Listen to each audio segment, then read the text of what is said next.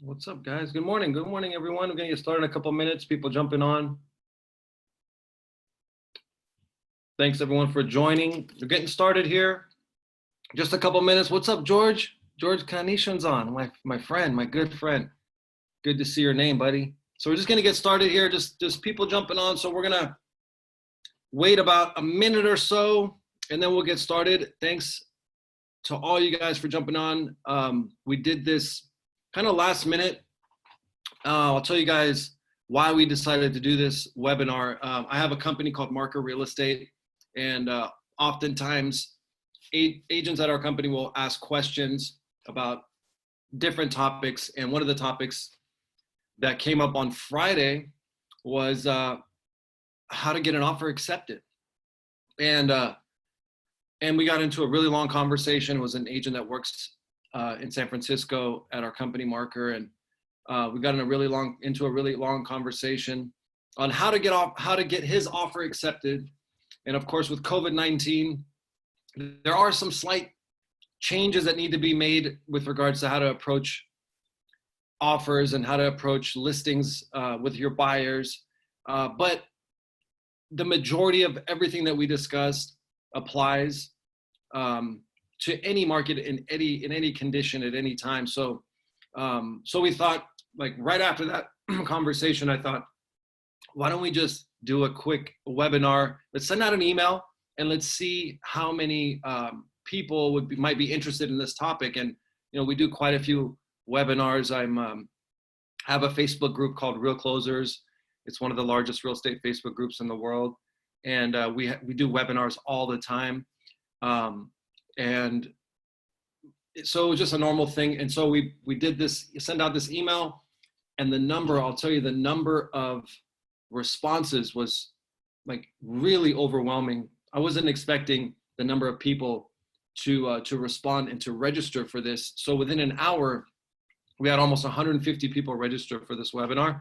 And look, I mean, submitting offers and doing real estate and all that, it's as exciting as it sounds. It's not like the most electrifying topic, So usually, you set up a webinar and that's not the typical response. So with that said, and we've got quite a few people on today, and I just want to say thanks to everyone for jumping on, and I hope this is going to provide some value to you guys.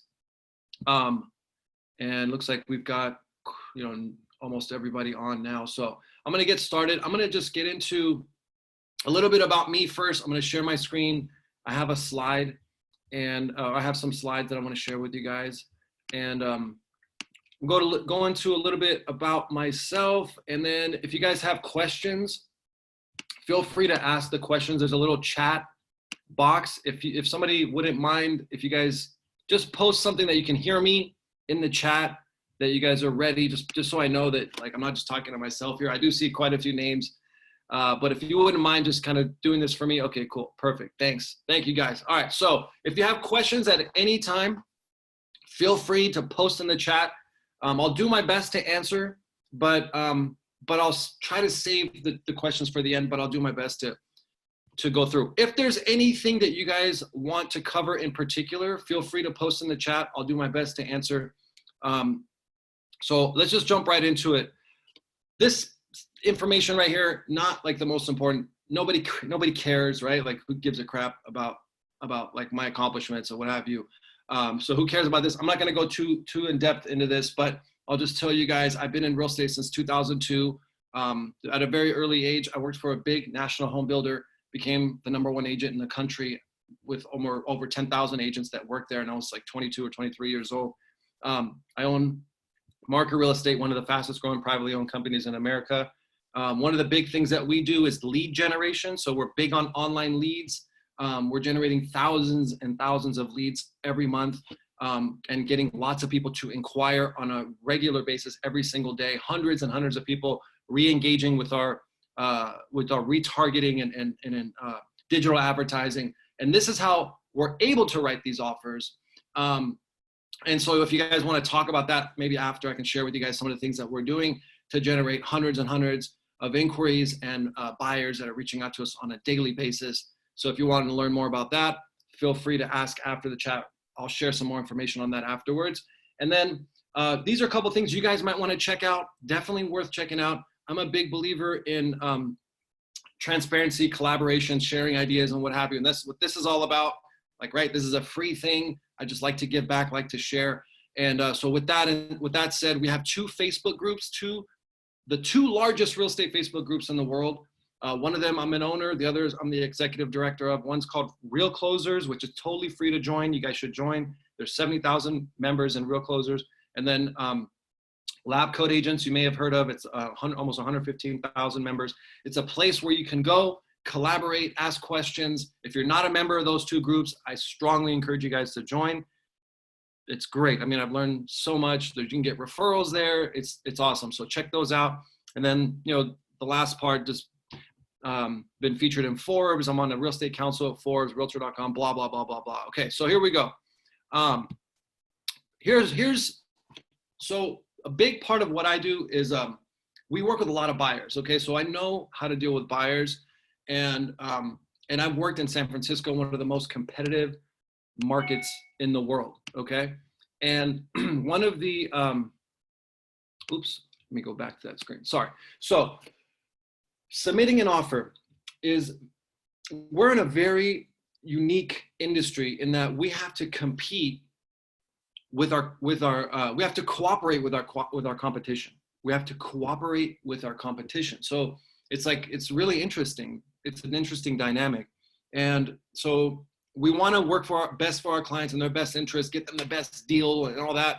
But at the same time, you know, we want to fight for our clients, but at the same time, we don't want to piss off the other side because we may run across them later. You know, we may, you know, run into them later. We need to work with them. We have to cooperate with them. So it's a unique industry in that regard.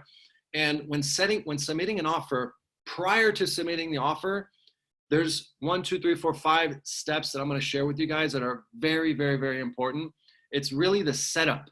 The setup is crucial. What I mean by that is a number of different things. First, when you're submitting an offer and you're working with a buyer to write an offer on a house, you are representing a buyer and you're working with the gatekeeper to the seller, and that gatekeeper is the listing agent, right? So, and I'm gonna share with you guys, like in a multiple offer situation, in the most competitive environment, and this works anywhere, but in the most competitive environment, online reputation, past experiences with other agents is really, really important, because that gatekeeper, if you're dealing with a situation where there's multiple offers, that person who is the gatekeeper has a lot of influence on the seller, right? So we want to present ourselves, first of all, online, very, very basic stuff. These are things that a lot of us already know. But if we're looking at an offer, whether it's a multiple offer situation or if it's just one offer that I received on a property that's been sitting for, you know, a really long time, I'm personally going to look up the agent. I'm going to look up the agent. I'm going to see who this agent is. Who are they? Like, are they a full-time agent? Are they serious about the business? How long have they been doing business? Who else has worked with them? Who else has worked with them, right? What have been my personal past experiences with this agent? And of course, I can't steer my client. If I'm a listing agent, I can't steer my client to make a decision. We can't steer, right? It's against the law. It's against the rules. But I have a lot of influence. I can say, hey, I've worked with this client, this agent in the past. They were a complete jerk. It was a nightmare. You know, there's 2 offers. There are 2 offers that are exactly the same. And a lot of times those buyer or the seller might say, who do you want to go with, right? That final decision might end up in the listing agent's hands in some situations. So I want to make sure that my reputation online is stellar. I've got the reviews to show it. I've got the social proof to show it. I've got, you know, clean presentation online. And that presentation is consistent with a real estate professional, because not only is a listing agent gonna tap into their experiences and into their perception of you as an agent and as a buyer's agent, the seller's going to do the same thing potentially, right? They might ask, who's the agent? Who's the buyer? So those things are very important. And these are like basics that we should be doing and have in place anyway, right? We should always have a solid online presentation or reputation, reviews. So very basic. Again, I'll just LinkedIn, Realtor.com, Zillow, Trulia, Yelp. These are just basic stuff. So that's important. Next is sell your client. So always be selling. And again, if I'm in a situation where, let's say it's competitive, I'm selling my client to the gatekeeper who is a listing agent. So I'm talking about my client's qualifications. I'm talking about, hey, like my clients really love this property. It's communication. This is pre-offer communication. I'm reaching out to the listing agent beforehand, communicating with them the willingness and ability of my client to close escrow, right? And the ease in which the transaction, like the whole process will how it'll take place. It'll be very easy. I'm selling the fact that I'm easy to work with. My clients are super qualified. They're very interested. They understand the process. This is going to be an easy sell, easy situation, easy closing. It's not going to be a problem for you. I'm going to make you look good. These are all things that these messages that we're sending along to the listing agent. And that's our entire communication. All of the interaction that we have with that agent is positive, right?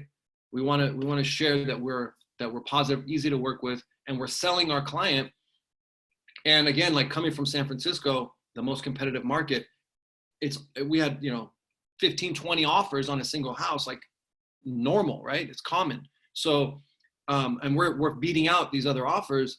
Why? Because we're selling our client. We're selling the strength of our client and the eagerness and willingness of our client to go through with the process. And we're almost like a PR firm in a lot of ways for our clients. So this is like a lot of the pre stuff that we're doing, the pre-setup. And again, these are things that these are basic things, right? But a lot of times we're reminded of them, and it kind of triggers. So next is also coach your client, talk with your client. So right now with COVID, there's not open houses aren't happening, right? So when they come back, if there's any opportunity for your client to engage with the listing agent, a lot of times in an open house situation, it's, the listing agent will have exposure to your client. So that's important. Keep it in mind, right? They're gonna have a whatever judgment. It's reality. They're gonna make a judgment on your client, right? So the presentation, are they jerks? Like, were they hard to deal with? Were they whatever? I mean, it's not like a huge thing on this particular one, but again, it's all in line with the ease in which this process will take place. Like, it's going to be super smooth. The client, the buyers are super nice. They were really asking questions, and they were interested, they were willing, they're eager, and they were cool, right? So nobody wants to work with a jerk. So again, these are things that we do pre-offer, and this is part of the setup process. And I see some questions coming in, but I'm just going to continue, and and as we go, I'll answer the questions. But feel free to just post them in the chat, and I'll get to them. Let's see. So next step, lender and qualification, right? That's another part of the other part of selling. And we talk about having our lender make phone calls. We're going to get into that, how you get your lender involved, and your lender is your partner, right? We all have something at stake. So your lender's counting on you, and you're counting on your lender in a lot of different ways. But I'll talk about how your lender can get involved later. But with regards to qualification, again, this is part of selling your client. So my client's really qualified. They've been they're fully approved. They've gone through the process. This is not going to be a problem. Really smooth, really easy. And of course, you're not going to make this up, right? These are all facts, right? This is like truth we're talking about. I'm not going to talk about my client being pre-approved, pre-qualified, fully approved, and they're not. Of course, we're talking about a situation where we're setting expectations with our buyers to make sure they understand the importance of being fully approved, fully underwritten, loan approved, right? And we'll talk about the importance of being fully underwritten, loan approved versus just a pre-approval, because fully underwritten loan approved now, I can submit an offer, perhaps non-contingent on financing. And that's another benefit to the seller that'll get my offer across to the finish line before somebody else. So these are all important things, and we're setting expectations with our buyer before we go, before we start really the relationship. So I would say a lot of these things that we're going to talk about, these are things that you guys should be talking about with your clients, initially, before you guys even, start the process with them. And this is your differentiating factor. This is what sets you apart from other agents, why they should work with you, because you do these things, right? You're going to get them what they want. So the worst feeling in the world, the most helpless feeling in the world for a buyer is they have an agent that doesn't know what they're doing.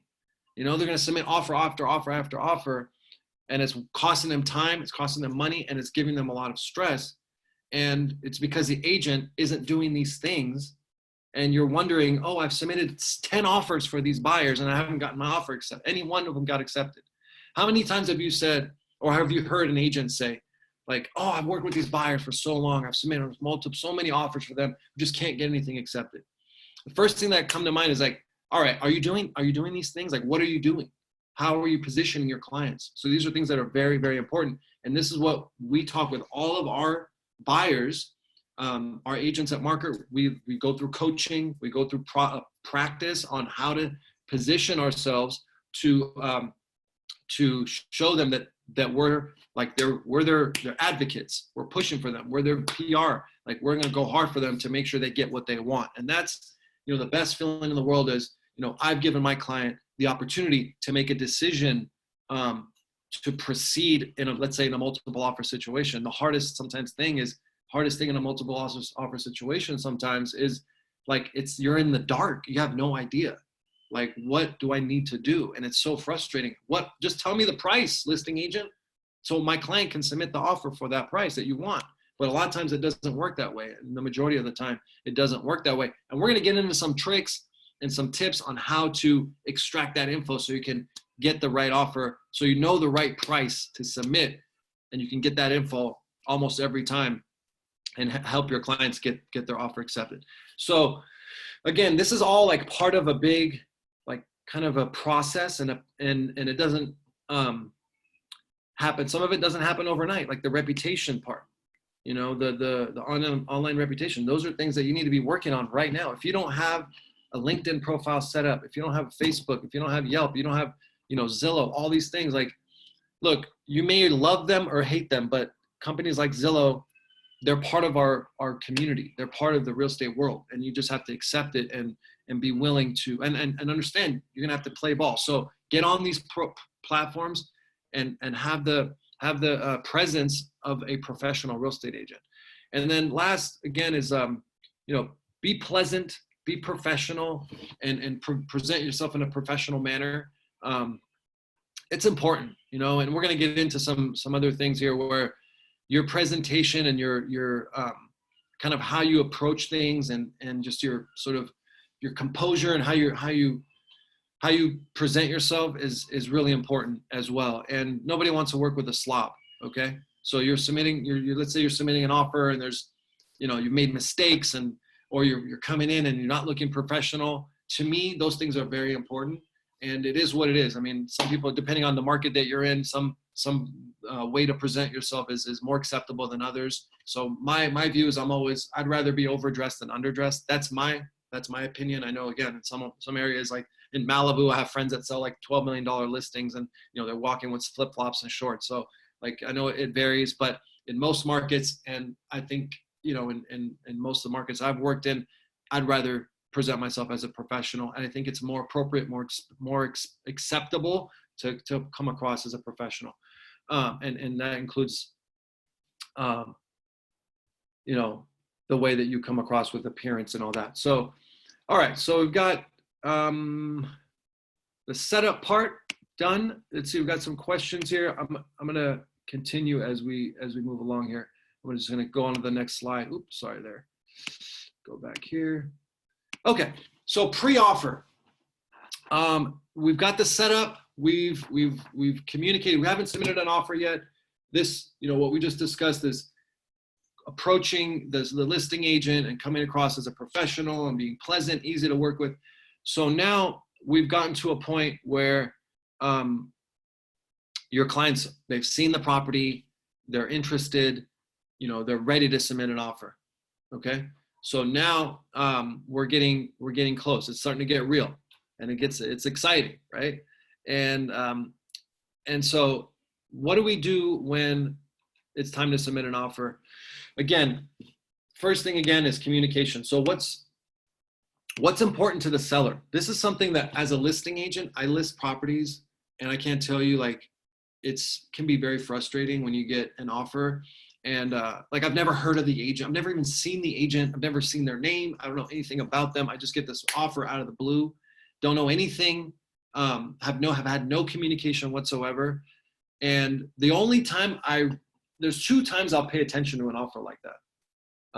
I'll pay attention to every offer. Don't get me wrong. I'm going to present every offer to the seller, but there's two times where I'm really going to focus on that offer over, let's say in a multiple offer situation, there's 10, 20 other offers. One is if that property's been sitting on the market for a long period of time, I might consider this out of the blue offer. Like, I'm going to I'd say I'll be a little bit more excited. Let's just put it that way. And then if the property, if the terms are amazing, if it's like all cash, no contingencies, I get this offer out of the blue, I'm going to be a little bit more excited. But if there's, this is a brand new listing, just came on the market, and there's multiple offers, and I get this offer out of the blue, it's right in the pack with everybody else. I've never talked to the agent before. It's probably going to get pushed aside. Okay. And that's just the reality, because they're going to be focusing on and remembering those agents that have been communicating with them. And it's top of mind, right? We want to be top of mind, just like we want to be top of mind with our clients. We want to be top of mind with the listing agent. So important to reach out to the listing agent, find out what's important to the seller. So what do they want? Some sellers might want a rent back. Some sellers it's more important. The price isn't as important as, getting a little bit more time to move, or maybe they want a short close, or maybe they want, a couple items to be personal items to be left in the property, like personal property. They want that to be included in the offer. Maybe they want, something to be, I don't know, whatever, right? There could be some specific requirements or requests that the seller has that you have no idea. You have no idea. The only way you know is by reaching out and connecting. And that sometimes can push it over the fence, because if number one, you've connected, you've communicated, you've been, pleasant, easy to work with, and now you understand what's important to the seller, and you put that in the offer, like, it just makes you look great. And the other part is like the speed in which your offer will be accepted will be faster, right? It'll be faster for your offer to be accepted, because there's not back and forth. And I'll tell you, like, the less back and forth that you do, the better, because there's a lot of things that happen in between. So we want to just, find out what's important to the seller, and just simply ask. You send an email, or you call, or when you're at the open house, or when you do the showing, it's like, hey, my clients are really interested.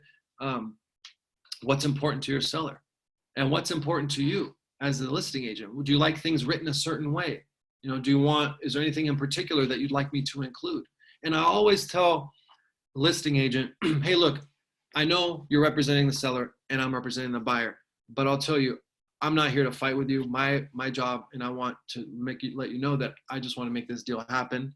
And if we can work together, I'll make you, I'm not going to hurt you. I'm not going to make you look bad. I'm going to do my best to make you look good in front of your client, and do, of course, what's best for my client in their best interest. And I just want to make sure you understand that I'm not one of those agents that are going to fight you on every little thing. So I want to make sure I'm communicating that. Next is include a personal cover letter from you and the client. So you guys have seen these probably before. Let me go back. I'm not sure if Justin, did we include the examples of the cover letter and letter from the client? I'm not sure. You can send me a text real quick, Justin, if we have that, but hopefully. If we do or don't, let's see. Okay. Let me know, Justin, if you're on. So I'll share with you guys an example of a personal letter, and from the seller or from the buyer, and a letter from you as well, and a cover letter. I'm going to share some of those examples, but hopefully I'm waiting for Justin to get back to me on that. But you always want to, so when you find out what's important, you also want to find a little bit more on, okay, check messenger. You want to find out the story. What's the story of this property? Okay. What's the client? What's the seller? How long have they lived there? Was this home passed on? Was it like a family, generational thing? What's the attachment? What's the emotional attachment that's involved here, right? Or is it an investor? Who's the seller? Who are they? What's important to them? And then we adjust and proceed accordingly. And if it's a person that's lived there for a long time, their family, these are things that your clients can include, right? You want to tap into that emotion. I've sold properties. We've been under the asking price. Okay, we weren't the highest. Our terms weren't the greatest, but the letter was so touching. The letter was so beautifully written that the seller decided to go with our offer, or they gave us a chance. Look, they might say, and it's happened to me. You guys aren't the highest. You guys don't have the best terms, but my seller loved your letter that you wrote. And they want to give you a chance. They want to counter you guys. Would you be willing to go up by 5,000? Would you be willing to go by 10,000? Boom, right? Like you just nailed it. So I've sold properties that haven't been the highest price simply because of the emotion that we're able to extract out of the seller because of letters and like communication that was written. So let me see if I can pull up a couple examples. Justin just sent me, here we go. So here are a couple examples of, and we blocked out some of the info. Okay, cool. So this is a cover letter that was sent to one of my listings, and this is from the agent, and this is just an example that I pulled up. So thank you for the opportunity to present this offer on behalf of my clients for the purchase of your beautiful home at 622 Gates. They have also written you a personal letter attached to this package. We have put together a clean offer for your consideration. Purchase price $1,025,000, no contingencies, 21-day close. They're obtaining a 75% non-contingent financing through this bank, pre-approvals attached, and so on. So there's, so this is nice. I have a nice cover letter, professionally written to me from the agent, and then laying out the terms, right? Purchase price, no contingencies, 21-day close. And then I'm not sure if we blocked this out. Okay. Well, basically I'm going to show you guys whatever. So you have, a picture there. You guys can see a picture, and then the letter was written by the client to the seller, directly to the seller. So it's like, hi, Mr. and Mrs. Jones, from our family to your family, like that. That's kind of what the message sounds like. And I would even recommend if you're not a great writer, or if your seller's not a great writer, hire someone, right? Go on Fiverr, have them write it in their own words, and then go on to Fiverr and have somebody edit it and make it sound like, clean it up, make it sound really nice. Look, you have to do whatever it takes. And these are little tips that we've used that have been very helpful and allowed us to close and sell lots of houses. So you can go on Fiverr. You can even ask your seller or your buyer to like record their message if they don't want to write it out. They can record it, and then go on to Fiverr.com, Fiverr.com, and you can hire someone to transcribe it and then write it out for them. And now you've got a personal letter. So, and it's good to include photos as well, personal like family photos, so the seller knows who's buying their home. Again, like family photos, emotion, tapping into that is really important. And then, so now that's if you're working with someone that is, a longtime owner, they've lived in the home for a long time. They want to pass it on to someone that's going to care for it. They've had lots of memories there, and so forth and so forth. Now, if you have somebody that is selling the home who's an investor, they may not care as much, right? They may not be as interested. Now, do you not include the personal letter? I mean, I'd probably include it anyway, but it's, I think the terms are more important, the numbers, right? Like the more like black and white information is more important. So just understand who you're dealing with, know who you're dealing with, and then adjust and make adjustments accordingly. Now, I'll share some of you guys. Someone's asking, can I share the message? Yeah, I'll definitely share the letters. I can share with you guys the examples of those letters.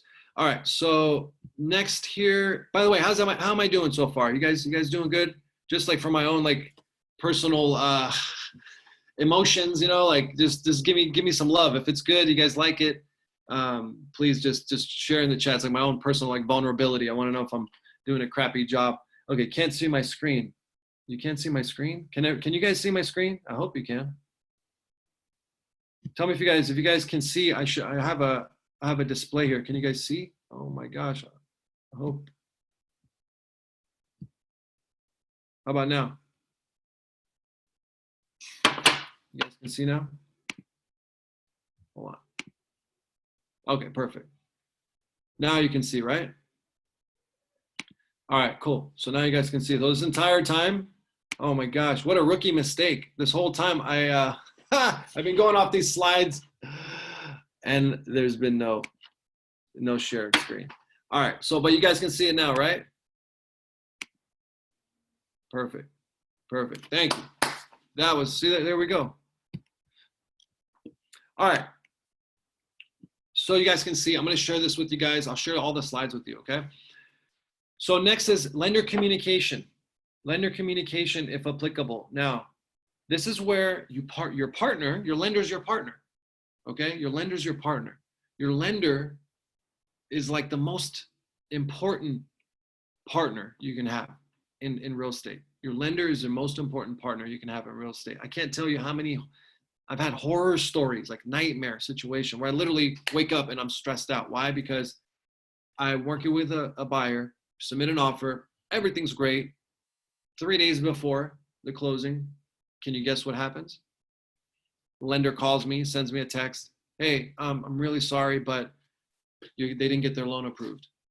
Like, are you kidding me? What do you mean they didn't get their loan approved? We've been working with them for the last 45 days. We've been going through the process. We did an appraisal. How do we not get the loan approved? I don't understand what you're talking about. I'm gonna like flip out and go crazy, right? So working with a lender, your lender is your backbone. The lender is the backbone to any successful real estate agent's like career. Okay, so find a good lender.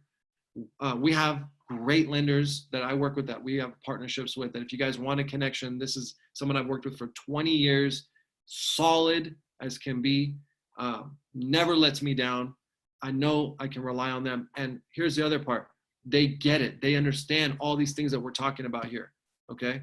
This is, but so good news, you guys, I only went through one slide. So you guys just missed one slide, but I'll share with you guys. So the good thing with the lender that we work with, he gets it. Okay. His team gets it. They all get it. They will do the things that it takes to help you, look like a superstar in front of that listing agent, get your offer accepted. So lender communication, if applicable, what does that mean? That means your lender should be backing you up. Your lender should be, communicating the same way you are on behalf of your client. So they should be reaching out to the listing agent, let them know, hey, I just want you to know, I want to introduce myself. I'm working with so-and-so buyer. They're submitting an offer on your listing. Want to let you know that they're fully approved. They're very solid. I've gone through the whole, package or process with them, looked at their bank statements, their W-2s, their income, everything. They're just as solid as can be. There's not going to be any issues. Credit's good. I just want you to know that at any time you can reach out to me and ask any questions. I'm open. I'm willing to communicate, and I'll share with you whatever I'm allowed to share to help you with your transaction. And that's those things that's like huge, right? Like if I'm a listing agent and I get that phone call and I've been talking with this buyer's agent, and this buyer's agent's been amazing, been super cool, super easy to work with, super professional. Their clients have been amazing, super nice, super, they've been very nice and everything. Like, this is perfect, right? This is perfect.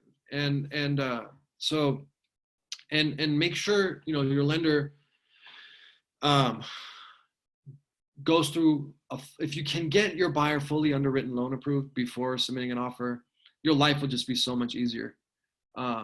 It's just for a lot of reasons, right? Like, they're committed if they're going through the process. So the difference between, getting just a pre-approval, like a desktop underwritten pre-approval versus like a fully underwritten loan approval, they've gone through the whole process. It's like you have the full commitment from your buyer. You have a solid buyer. You can say these things that we're talking about to the listing agent about the solidity of their offer and so forth in their situation. So, and there's some lenders they don't want to go through that process, right? Some lenders don't want to go put that front end work up until later. And I disagree. I think, we should have, get all the everything out of the way so that our buyers can be ready to move forward and submit a strong offer when the time comes. So, lender communication, if applicable. And the reason why I added if applicable is in case they're paying cash, right? So if somebody's submitting a cash offer, there's no lender in that situation. So, and then next is disclosure packet. So in different markets, people handle things differently.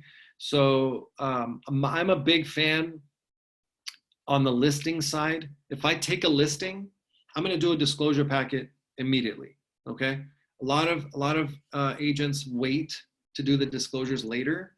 I think that's a big no-no. I think that's a big, you're opening yourself for uncertainty. You're opening yourself up for potential problems later. So we take a listing, we do the disclosure package at the same time.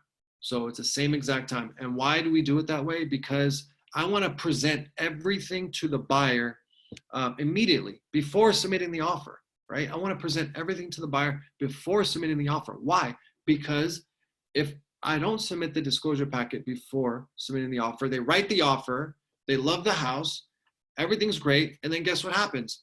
They get the disclosure packet and they find out that the roof, had a leak 2 years ago, and that freaks them out and they don't want to buy the home anymore. Okay? You just wasted a bunch of time and you just caused yourself some problems there.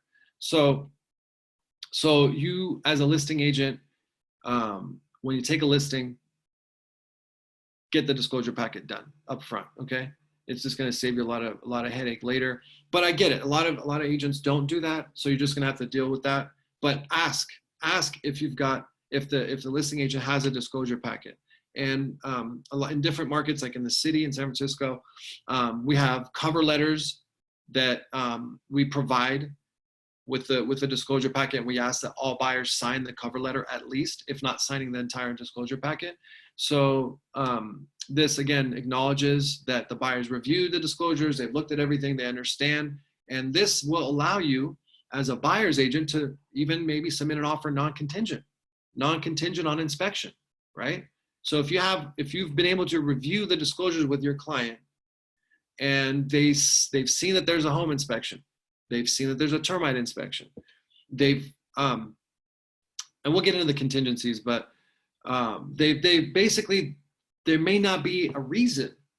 They may feel comfortable based upon the information provided in the disclosure packet. They may feel comfortable moving forward without doing an inspection, right? And there are ways to do this that allow you to protect your client, but also allows them to write a strong offer while limiting their exposure. So I'm going to go to the contingencies now, real quick, since we're on this topic. So when submitting an offer, again, if you have the disclosures, if you have a home inspection, you can potentially write the offer non-contingent. That's something that you talk with your client on, you allow them to make the decision. But again, that's part of submitting an offer, especially in a multiple offer situation, that will allow you to get one step closer to the finish line. So if your buyer, what we normally do, if a buyer is fully loan approved, so there's 3 contingencies typically in an offer. Anybody know what those three contingencies are? What are the three biggest contingencies on any offer? If you know them, feel free to post them in the chat. But there we go. So loan, appraisal, and inspection, the three most important contingencies. And they're the most typical ones, right? The most typical contingencies are the inspection, the loan, and the appraisal. So, and as a seller, if the less amount of inspection, the lower the number of contingencies, the better I feel, right? The terms are better if I have less contingencies as a seller. So I want to get my offer accepted. But at the same time, I don't want to expose my client. I have to look after my client's best interests, right? So how do I do that? How do I accomplish both those things? Number one, the loan. First and foremost, we talked about it multiple times already. Fully underwritten loan approval. They're fully underwritten loan approved. You don't have to really worry, right? You get an email from the lender confirming that they're fully underwritten loan approved, and then you put it in your client's hands to decide. Hey guys, you've got full loan approval here. There's a contingency with every offer that gives you time to get a loan. However, you guys have already done that, and the lender says you're fine. There's not going to be any issues as long as you don't lose your job, you don't do anything crazy, and make sure you talk about that with your lender, and you guys think it over. But you decide if you'd like to move forward with or without a loan contingency. And in most situations, if they've been pre-approved and they've gone through that full underwritten loan approval, in my experience, 9 out of 10 times, almost 10 out of 10. If you're working with the right lender, you're not going to have a problem with the loan. Okay, so there's one check off the box that you could check off. One box you can check off for the seller. One less contingency for them to worry about. Most agents, I've seen crazy stuff in some markets. It's insane. Like it's like nothing's checked, right? It's like everything's defaulted to the normal time frame, right? Like 21-day loan contingency, 17-day appraisal, whatever. And it's almost like, did they even pay attention? Did they even know like what they're writing here? Like they just had their client sign and submit it, right? So pay attention to those time frames and have intent. Know what you're talking about when you're submitting the offer, so that you can convey the right message to the listing agent. So number one is the loan contingency. If they're fully underwritten loan approved, there's a possibility they don't need a loan contingency. Second is the inspection contingency. Again, this depends on, is there a disclosure packet available, right? If there's a disclosure packet available and there's a home inspection and there's a termite, and let's say there's some other inspections in there, what I'll do is I'll ask my client, my buyer, hey, here's what's available. Here is everything that's been provided. And then you can share with them the inspection. There's that form in CAR that has all the inspections that they can choose. So all that due diligence, and they can decide, do they want any more inspections to be done, or are they satisfied with what's available? And usually, and again, I'm not like suggesting what you guys should do here, but this is from my experience. What I've seen is, if there is a full disclosure packet provided and they've got thorough investigations, thorough inspections, oftentimes, in my experience, we've moved forward without an inspection contingency, okay? And that's just a matter of where you feel comfortable, where your clients feel comfortable.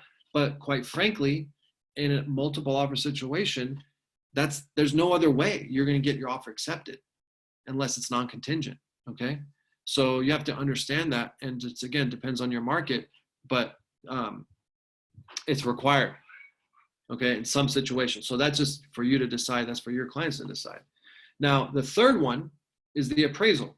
And this one is, this is the uncertain. This is like the wild card. So the appraisal, we don't have control. And this is what I'll tell my clients, is I don't have control over what an appraiser is going to say about the value of this home. But what I can say is most appraisers will base their decision on recently sold properties, comparable properties that have recently sold in the neighborhood. So let's look at those properties together, you and me, and whoever you want to be involved, and let's see what is reasonable. Okay, let's look at what's sold. They're going to look at the same exact information that we have at our disposal. So, and they're going to make a decision. So let's look at it. What do you think? I put it in their hands, right? And now, of course, I'll be talking and we'll be discussing, but what do you think an appraiser would say? Now, this home that you're writing an offer on is a 3-bedroom, 2-bath, blah, blah, blah. And everything around here, look at all these. There's a 3-bedroom, 2-bath, same square footage, same year built, all that. And here's what they've sold for. So do you think it'd be reasonable to say that, the appraiser would agree that your offer is satisfactory given the recently sold properties in the neighborhood? Okay, if the answer is yes, then you can decide whether or not you want to do an appraisal contingency, okay? So, but then they have to understand there's a market conditions advisory form that I have everybody sign that where it clearly states like they're making these decisions on their own. Like we can't be advising people, right? That's where you get in trouble. So that's why I'm like a little careful right now. But we've been very successful doing this and written offers non-contingent, and it matters, right? And the terms matter. The terms matter to your seller. So if you've gone through, and let me go back to my previous slide.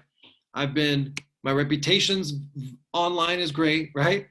I've been selling my clients the whole time, talking about how awesome they are, coached my client on them being cool and being like easygoing and everything.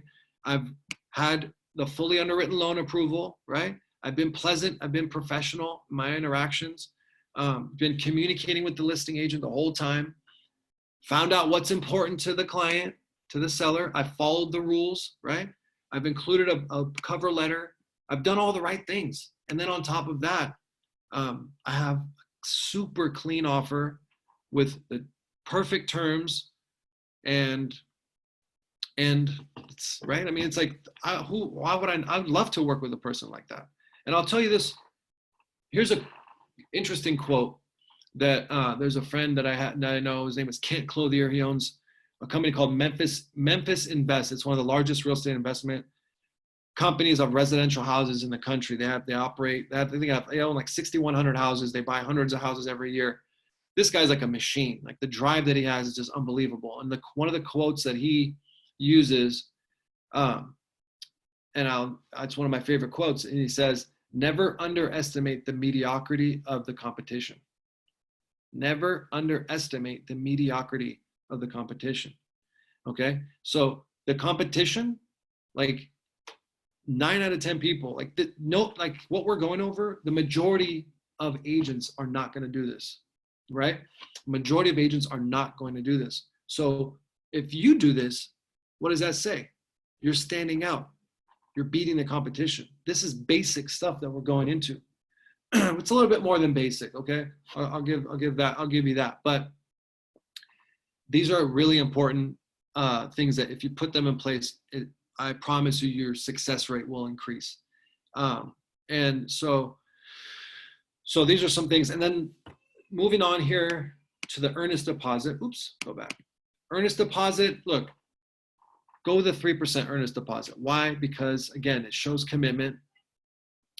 Again, different markets do different things. Like the earnest deposit, the maximum allowed, and I'm not like 100% certain on how this works, but the maximum allowed amount that a seller can sue a buyer for per the contract is 3% of the purchase price, okay?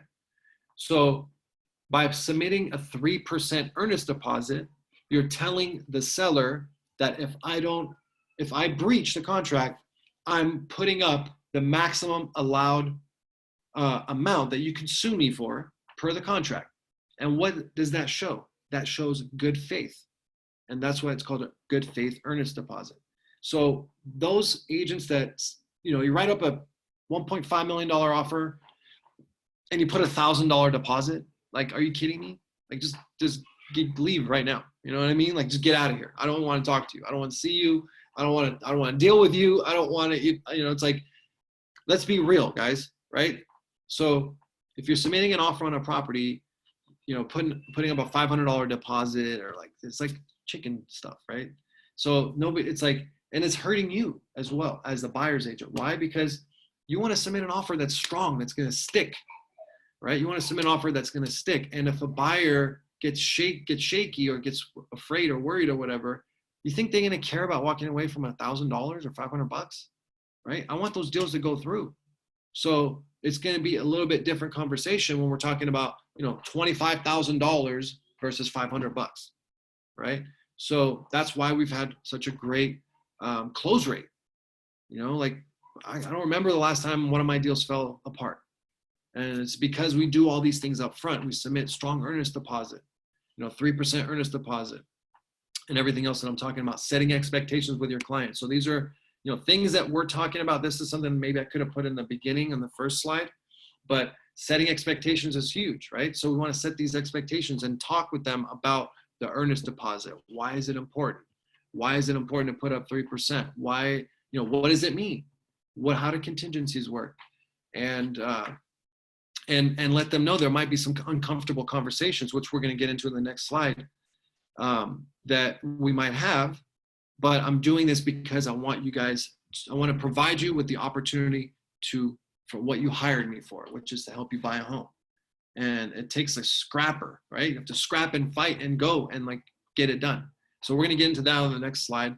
But setting expectations is crucial. And again, the biggest part, one thing I would push on everybody here, if I had one wish for everyone here, my wish would be just to communicate more in a positive way with other agents. It's not a fight. It's not a battle. It's not like we're not on those shows, $1 million listing or whatever. That's all. It's not even real.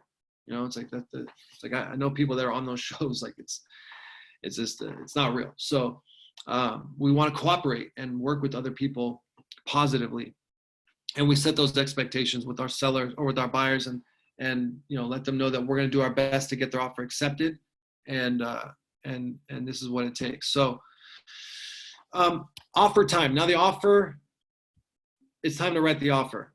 Okay. So I'm going to go through these last couple slides pretty fast and got some questions. So we'll get to those, but mistakes are unacceptable. Okay. Mistakes are unacceptable. All right. Number one, do not write in your offer. And again, it depends on where you're at, what part of the country you're in, or what kind of part of the state you're in. Different things are acceptable in different places, okay? But I'd say the majority of markets, type up your offer, okay? And be professional, right? And be look at your offer with a fine-tooth comb, have somebody else look at it, make sure there aren't any mistakes, because it's like in school, it's the difference between getting an A- and a B+. It's those little things. I want to get to the A- at least, right? And sometimes it's the intangibles, or in this case, it's the tangible mistake, right? So, and if there's a multiple offer situation, again, we're competing. This is competition, right? I want to be the best. That's what I'm going for. Your offer gets accepted. You're the best. You're the best in that situation. You were able to get your offer accepted for your client.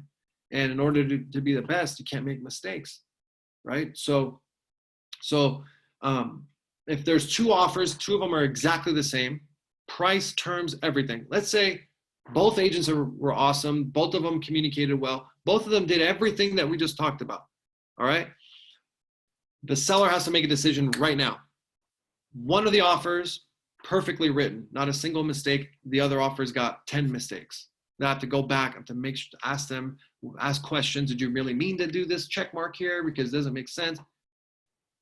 Come on. It's not going to happen, right? You're going to miss out, and it's your fault because you're the agent, and you should know your clients are paying, you're getting paid. We're getting paid too much money to make simple mistakes. And I've seen them, and it's in the wrong spot. There's this, I know I'm ranting right now, but it's kind of annoying. Okay. So just make sure we have plenty of time. We write these offers up. We know what we're doing. Once the offer is submitted, I always, again, communication, always reach out to the listing agent to confirm receipt of the offer. That's something that's real estate 101. These are things we learn about when we first get our license. Communication to make sure that they've received the offer. Now they know, they've got it. I've had situations where listing agent said they never got the offer. Another offer came in. They accepted it. Ours was better. Now you have a problem, right? Well, I sent it to you. I never got it. So make sure you don't want to get in that situation. Make sure you get confirmation of receipt. So what I'll normally do is I'll call, and then I'll just say, hey, just want to make sure you got the offer. If you don't mind, just shoot me a quick email replying to my email that I sent you. with the offer, so we know that we've got it. The couple other things. So agents, if you want to present in person, we've had that before, and I know now with COVID and everything, it's a little bit different. But maybe if you wanted to do an in-person presentation, like you presenting to the listing agent and maybe sometimes even the seller in person, that can go a long way. Maybe now we could try Zoom with that, and do a presentation on behalf of your client with your offer. And again, it's the face-to-face, it's the emotion. That's what that's what we're looking for there. So you can do that. And then immediately after the offer is accepted. So this is like kind of where the magic happens, okay?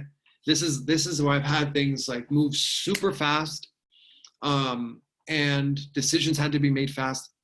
And we've made like things happen. I know, like sometimes it's shocking. And so really important to try, if you submit an offer in a multiple offer situation, try to extract as much information as possible. All right. Be ready to move extremely fast, make changes if necessary. When I say make changes to the offer after the offer is submitted. So, and this is why client expectations are very crucial. So if we submit an offer, 10 offers, we submit our offer, I'll call the agent. Hey, just want to make sure you got it. And if you wouldn't mind just sending me a quick receipt. By the way, how does our offer compare? How does it look compared to the others, right? By the way, it's not against the law or rules or anything for someone to disclose the price. Listing agent, a lot of agents don't know. I feel like it's like a power thing. I don't get it, but sometimes. But it's okay to share the offer price as long as your client gives you permission to do so. So I'll try to get that info. I'll try to say, hey, where do we stand? How does it look compared to the others? Is there anything I can do? Is there anything I can do to, make it to help to get the offer accepted? What can I do? And I'm just doing my best to help your client get the best offer. So that's why I'm asking you, Mr. Mrs. Listing Agent, what can I do? And this is why, and I've had situations where the agent, because of all the other things that we just talked about, reputation, everything else, right? We've been friendly, we've been cool, everything's great. They'll just say, you know what, just increase it by 20,000, send me a new page one, and let's get it done. Okay? So it's happened. That's happened multiple times. So I just go back to my buyer, hey, here's what's going on. I just talked to them. He told me, if you guys increase it by 20,000, there's 12 other offers. You guys can get your offer accepted right now if you increase it by $20,000. Do you want to do it? Yes or no, right? So my thing is, I want to give my client the option. I want to give my client the opportunity to make a decision. And I'm not forcing anything. I'm not doing anything. I'm just able, through my talent, through my ability, through my skill, to get them out of the dark, right? And that's the problem that we deal with a lot, is we're in the dark all the time. So, and then last is follow-up. Follow up periodically. Reach out to the listing agent if you submit the offer. And let's say you try that method and, hey, what do I need to do? And they don't tell you, like they just, sometimes they don't want to cooperate, and that's cool. I mean, most agents won't, okay? This part right here is like, you might get it, say 10% of the time, you might get it, but it's worth it, in my opinion, to try, okay? And some agents just, they're not going to do that, right? So, and that's fine. But I try to show my willingness, the buyer's eagerness and ability to close again, remind them, hey, they're solid, they're great. And when you check in, it's okay to check in periodically and do it in a way that's like in good taste, right? So we're not being annoying. But when I do check in after the offer's submitted, before the offer is accepted, and when I check in, I check in on behalf of my client. So I want to make sure that's clear. Like, hey, George, my clients are really, nervous. They're eager. They really want this house. They've been talking with the lender. They're like super excited. They asked me to check in. So I don't mean to bother you, but just want to check in, see how do we look? Is there anything that we can do? Right. And so these are things that matter and that can make a big impact. And it's good to also, I think, talk about, when you're reaching out, it's your client that's asking you to do it, not you. That's important because we don't want to come across as being desperate and unprofessional. So that's pretty much it for the presentation. I do want to leave you guys with a couple things. As I mentioned previously, I have a company, Marker Real Estate. We're growing. We're looking for agents to partner up with, to work with. We do this kind of training often. And if it's something that you're interested in, you want to learn more about our company, you guys can check us out. You can reach out, maybe respond to the email. We'll be happy to reach out to you guys and talk about what we can do as a company to help you guys grow. Again, we do a lot of online lead generation. We have a call center. We set appointments. We help, and we close a lot of agents close a lot of deals. They've done hundreds of millions of dollars in volume off of our lead gen. Another thing we're rolling out is a lead program. If you want to you don't want to join the company, but you want to buy leads, that gives you the opportunity to get in front of a lot of these buyers. We have a platform where it's a $495 setup fee, and it's like it's $35 a lead, but we're dropping it today for anybody that wants to sign up. We'll waive the setup fee, and you can start as low as $20 a lead in any market.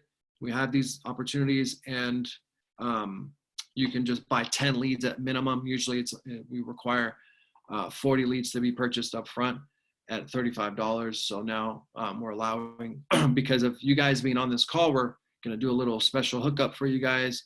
So it's waiving the setup fee of $495, $20 a lead. And you can just, if you want to just buy 10, that's fine. The other option, again, is if you want to learn more about joining our company, Marker Real Estate. We're based in a lot of different markets in California. Again, we do a ton of online lead generation, create lots of different opportunities. We set appointments. We have an inside sales team that sets appointments for you. So they'll call the agents, or they'll call the buyers, and they'll they'll go through the pre-screening process, make sure they're not working with another agent, make sure they're pre-approved, or it sounds like they can get pre-approved, and then they'll intro you. They'll do a group text, and away you go. I mean, we've sold tons of houses that way. And these are some of our partners here. We use Follow Up Boss, Zillow, Realtor.com, Agent Legend. We're sending out hundreds and hundreds of thousands of emails every month. Again, thousands of leads. We have great marketing and all that kind of thing. So let's see, let's get some of the questions here. Yes, so Jatori, yes, you've been trying to get in contact about learning about our company. Yeah, yeah, we can talk about it, no problem. Just feel free to reach out. We'll be happy to do that. Let's see, what else is that? Is underwriting. In order to have fully underwritten loan approval, most lenders will require an appraisal. So is that possible?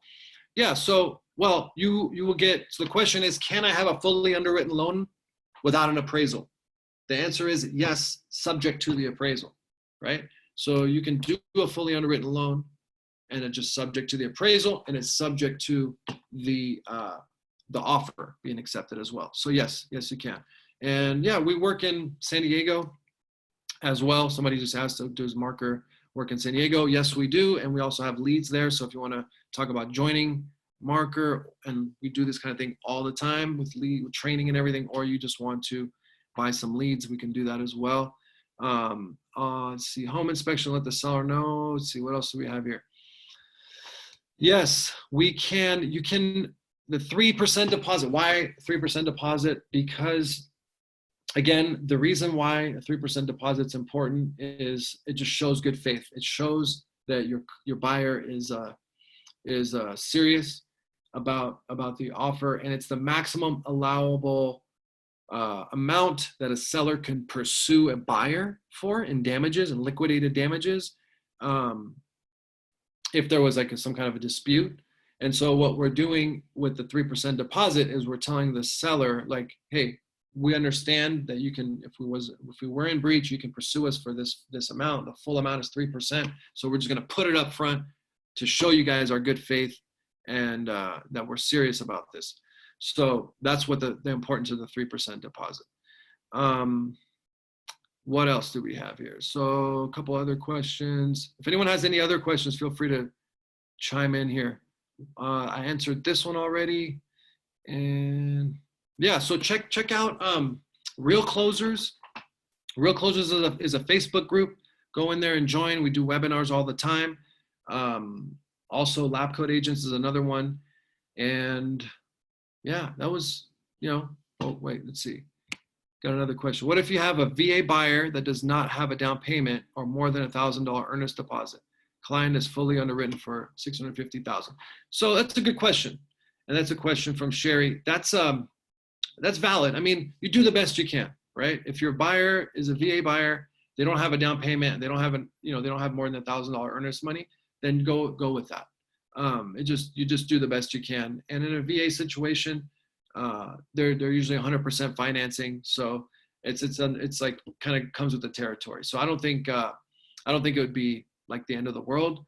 I think it's totally fine if that's what you've got to deal with, and that's what you do, and that's totally acceptable. The 3% is good if you've got the ability to do that.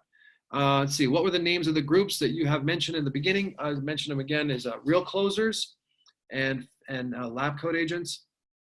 And then how much are the leads if you join the company? The leads are free. If you join the company, the leads are free. Like I said, we generate thousands of leads, and we set appointments. We have not only buyers, but sellers as well. And like I said, we're doing thousands and thousands of leads. We have really great marketing. And we just do a partnership on the lead. So it's a different kind of, we just do a split on the leads if you join the company. And then, like I said, if you want to take advantage of the lead program, if you just don't want to switch companies right now, you feel like you're okay, but you could take some, you could do with some extra leads. Then right now we're doing a $495, we're waiving the $495 setup fee, and we've got leads down to $20 a lead and a minimum of 10. So if you guys are interested in more, just reply to the email that you received to join this webinar. And okay, we'll reach out to you, Jatori. Got it. So thanks, guys. I really appreciate it. I'd love you guys, any feedback. If you guys think this was like good, bad, I'd love it. Love to hear from you guys. While you're on, if there was one takeaway that you had, again, this is like for my own like self vulnerability, my own self like personal vulnerability issues. If there's one takeaway, what was the one thing that you learned that you got from this? I'd love just put it in the chat real quick, and then we can end it. If you have anything that you feel that you learned from this that you could take away, you took away from it, I'd love to see it, just to make me feel a little bit better about myself, so I don't feel like I'm just like a loser. But all right, cool. All right, guys. Well, thank you so much. Appreciate it. Oh, cool. Got a lot of them coming in. Thanks, guys. A seller to ask for a fully underwritten loan offer. Yeah, that's a good one. Oh, you guys are sending them in now. Awesome. You guys are making me feel better. Thanks. Okay, so here's a couple good ones. Takeaways as a seller to ask for a fully underwritten offer. Yes, definitely you want to do that. You want to make sure your buyer is solid, right? You want to make sure they're fully underwritten, loan approved. It's not always going to happen, guys. Remember, this is like the elite, right? This is like the best of the best, okay? So the best agents are going to do what we talked about today. So if an agent submits an offer and the buyer's not fully underwritten loan approved, I wouldn't go to my seller and say, hey, they're not fully underwritten loan approved, let's not go with them.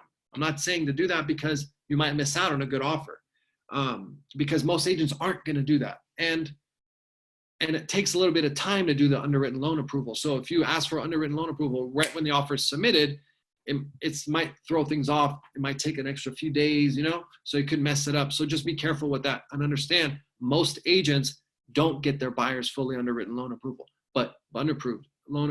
But you're going to do that, right? You're going to do that. So you're going to get your offers accepted.